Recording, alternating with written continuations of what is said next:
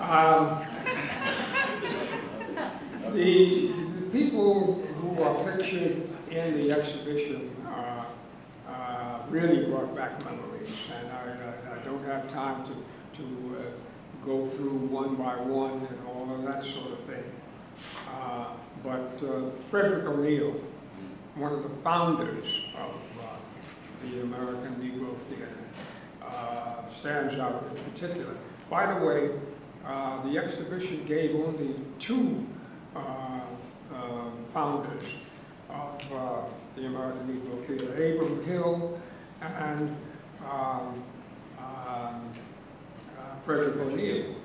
The third founder was a man named Austin Briggs Hall. And his name, unfortunately, is not given as one of the founders. But he was an actor and a director as well. Now, I could go on with that, but I'll go back to Woodie. I just want to stay on. I just want to stay on Harlem theater. Yes. Okay. These theaters, small theaters that sprang up, you and I used to talk about like a Club Baron, and they would do all these plays. And so could you talk about the small theaters that appeared in clubs and halls and really Club Baron, because the owner of that, I don't want to call it a bar, but you know. Well, there was a bar and there was also a club space. Yeah, and it was at 132nd and right down the street, 5th and Lennox. Right? Yeah, well, I'm 31st and Lennox. But anyway, this became the theatrical home of a group called the Committee for the Negro in the Arts, which was an offspring of the left-wing political movement of the time, and which blacks were not particularly prominent in. But the fact of the matter is that these left-wing groups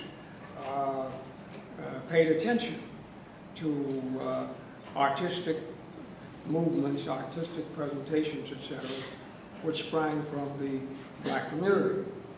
Thus, the Committee for the Negro in the Arts had produced a couple of plays, and the Club Baron became their home, you might say. Thursday nights at the Baron in particular was a showcase night that they sponsored. Well, I had written a play called A Medal for Woodie, which I shopped around, and it was optioned first by another group, a predominantly white group. But then when I met with the producer-director of that group, he smiled very, well, what's the term? I know the term, but I can't think of the word at the moment. Patronizing, that's it. And explained to me, as if I were a complete neophyte, and knew nothing at all about the theater, that, well, you know, we're going to do the play, but you must understand we'll have to rewrite it. I said, what? You're going to rewrite my play? No way. The play had been written in a form that derived from the group theater of a few years before that. And it was definitely written in a certain form, only it dealt with Black Americans, African American subject matter. So I pulled the play from them, and eventually the Committee for the Negro in the Arts accepted the play and said they'd have to spend some time raising the money to put it on. Now you must understand, In those days, there were no grants, you know, there were no grants from foundations, etc. People contributed their art and their efforts in these theatrical groups free of charge. They did not get paid. Now, in terms of Medal for Woodie, it took a while to raise some money to stage the play, and they were interested in paying something to the actors and a little to the playwright. So it took some 6 months or so. Well, it so happened that this was during the period known as the Korean conflict. They didn't call it a war at that time. And the draft was instituted during this period. Well, I was draft age. And shortly before the play was to be produced, I received my notice to report for induction. The play opened on October 15th, 1961. I reported for induction to the United States Army on October 16th, 1961. So I spent the next 2 years in the Army. The play, fortunately, had a good run for what now is known as off-Broadway. It ran for something like 4 months, which was virtually unprecedented at a Harlem theater. It was also reviewed by the New York Times and a number of other prominent journals, which did not customarily come to Harlem to review Harlem theater attractions at that time. Now, when I came back, I had written the first draft of a historical play about Frederick Douglass and John Brown, called Frederick Douglass at the time. I passed it around, got some reactions, did some rewriting, retitled it In Splendid Era. This was picked up by a group in Greenwich Village called the what's the name? Greenwich News. The Greenwich Muse. The Greenwich Muse. It so happened the Greenwich Muse had entertained and made use of a number of people from the American Negro Theater. And as a result, it was eventually picked up to be staged. William Marshall was an actor who had been very fortunate. He came from Indiana, Gary, Indiana. His father was a minister, as was my father, by the way. And he had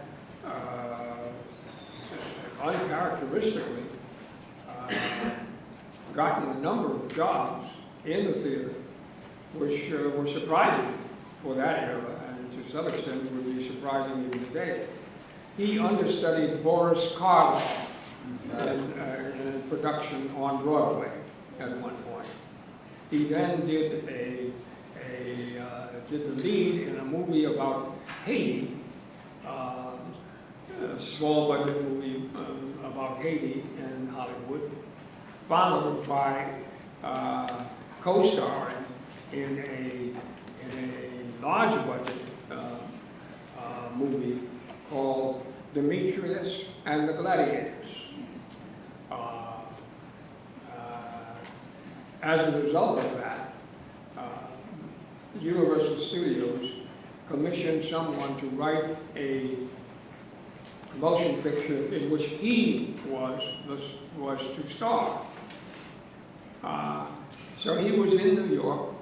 He did the lead, D. Lord, in a revival of Green Pastures. and then he's waiting for the movie in Hollywood. A television production, rather. These are early days. There were no color. There were very few stations, just the main stations. And one of the stations in New York came up with the idea of doing a show about a black detective in Harlem. And they named it Harlem Detective. Well, the person they hired at first did not work out very well. And as a result, each week, for a number of weeks, they had different black actors trying out as the lead in Harlem Detective. Since Marshall was waiting for this movie to begin on the coast, he was contacted and he became the Harlem Detective during 1 week. Well, the chief television critic of the time for the New York Times saw that particular episode and wrote a review in the Times that could only be described as a money review, saying with a little more time, a little more money, this could be network fare.